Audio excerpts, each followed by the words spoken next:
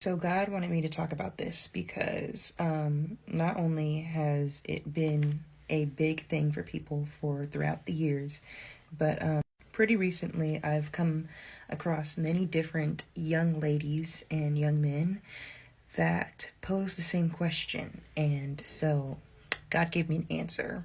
It was really while I was doing Bible study, but here it is. So we know the famous scripture from Ephesians chapter 6 when it talks about honoring your mother and your father. So the scripture says, honor thy mother and thy father, and this is the first commandment. Sorry, I had to sneeze, but then it also says, sorry, I don't know why I just keep sneezing, but then it also says that it may be well with thee and thou mayest live long on the earth. Yeah, this is the first commandment. I just read it with promise. So first I want to say, not everything that your mother and your father says you need to honor, okay? You should always honor your mother and your father, but when it says to honor them, it literally is saying to have respect for your parents. Have respect always, because they are your parents. But if your parents aren't living by the word and you are, and they're telling you to do something that isn't of the word or is against the word, should you honor that? No, you shouldn't. But that doesn't mean that you disrespect your parents. You still show them love, but in the word, let me read it to you. In Proverbs 19, chapter 19, verse 27, it says, "Cease, my son, to hear the instruction that causeth to err from the words of knowledge." The scripture right before that literally says, "He that wasteth his father and chaseth away his mother is a son that causeth shame and bringeth reproach."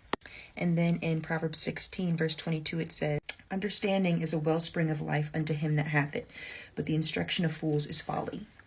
Then in Proverbs chapter 4, verse 13, it says, "Take fast hold of instruction, let her not go. Keep her, for she is thy life."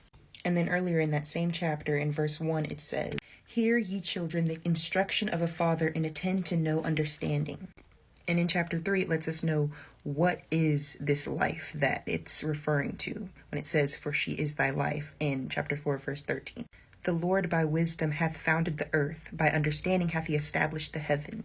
By his knowledge the depths are broken up, and the clouds drop down the dew. My son, let not them depart from thine eyes. Keep sound wisdom and discretion. So shall they be life unto thy soul, and grace to thy neck." And finally, in Proverbs chapter 1, it says, "The fear of the Lord is the beginning of knowledge, but fools despise wisdom and instruction.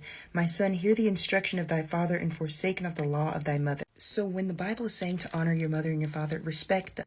But it's only talking about wise instruction. You wouldn't jump off a cliff if they told you to. God is wisdom.